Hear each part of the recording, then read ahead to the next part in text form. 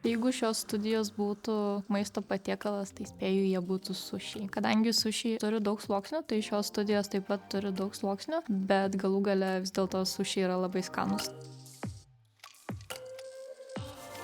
Ši studijų programa yra ypatinga tuo, kad pirmus 2 metus mes einam bendrai į informatiką, susipažįstame su jos procesais, tai leidžia mums labiau įsigilinti į kokią specializaciją pasirinksit, arba būsit atsakingi už vartotojo saugumą, arba už gerą vartotojo patirtį. Aš pasirinkau kibernetinį saugumą, tačiau galima rinktis ir daiktų internetą. Ir jeigu mūsų nebūtų, vartotojai būtų šakės. Studijų metu mokinamės visko, tikrai yra ir programavimas paliečiamas, ir pats pagrindas visos informatikos, labai daug dabar kol kas einam bendrasias žinias, 3 kurse jau labiau gilinamės į pačią specialybę. Šiose studijose išmokau tikrai labai daug naujų įgūdžių ir žinių, bet taip pat supratau, kaip reikia teisingai ir efektingai planuoti laiką bei komunikuoti su žmonėmis. Baigus bakalaurą įgaunama yra tikrai daug žinių, bet jeigu norime būti savo srities specialistų, tai dažniausiai tenka gilintis giliau ir aš galvoju toliau apie magistrą.